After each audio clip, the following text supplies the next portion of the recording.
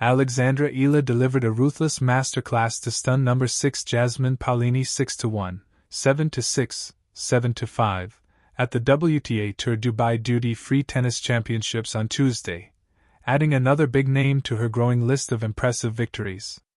Paolini, the French Open and Wimbledon runner-up in 2024, is the third top 10 player beaten by Eala, joining Eala Swiatek and Madison Keys, both of whom the 20-year-old Filipina stunned during her breakthrough run at the Miami Open last year.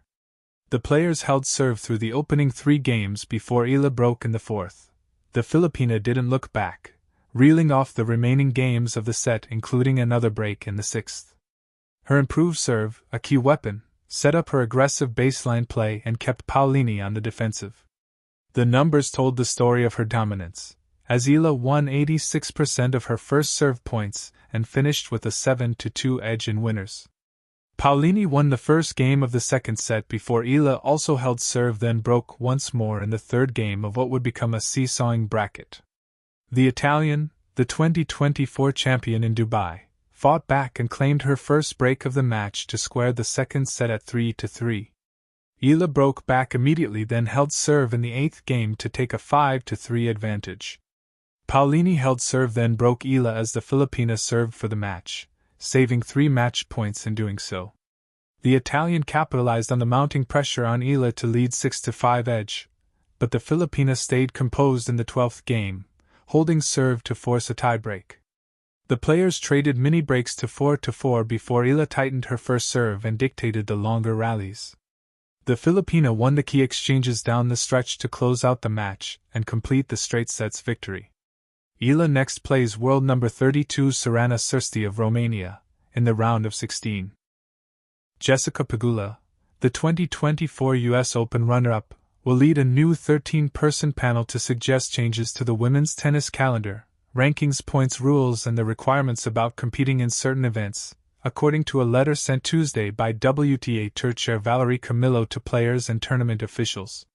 For years, tennis players, women and men, have complained that the sports season is too long and the off-season is too short, and lamented other factors that contribute to injuries and burnout.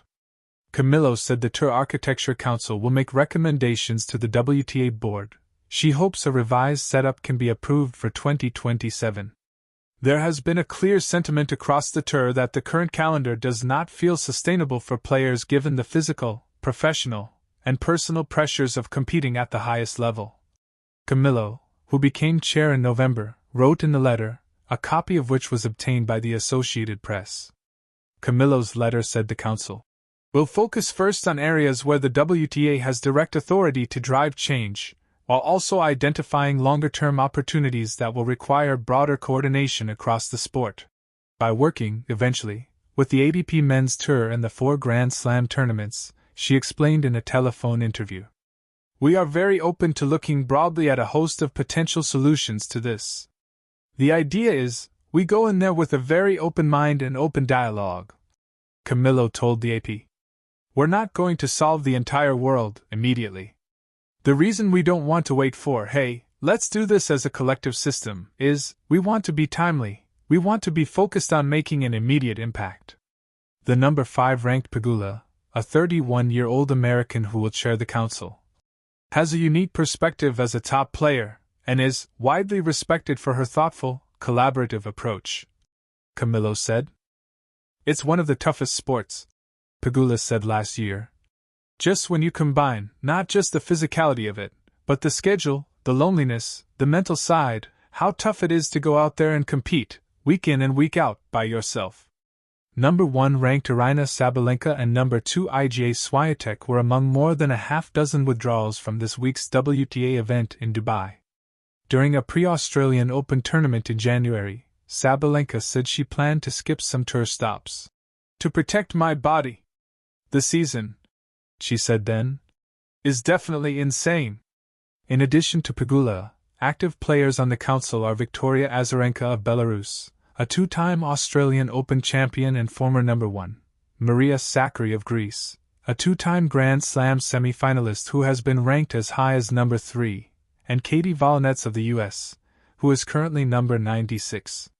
Camillo, WTA CEO Portia Archer and 3 other tour officials are on the panel, whose members also include Anya Vreg, an agent, ex-player and ex-umpire who is chair of the WTA Player Board, Bob Moran, whose BMOX Sports and Entertainment runs tournaments in Cincinnati and Charleston, South Carolina, Laura Ceccarelli, who represents the Asia-Pacific region on the WTA Tournament Council, and Alistair Garland, the managing director of Octagon Tennis and member of the WTA Board of Directors.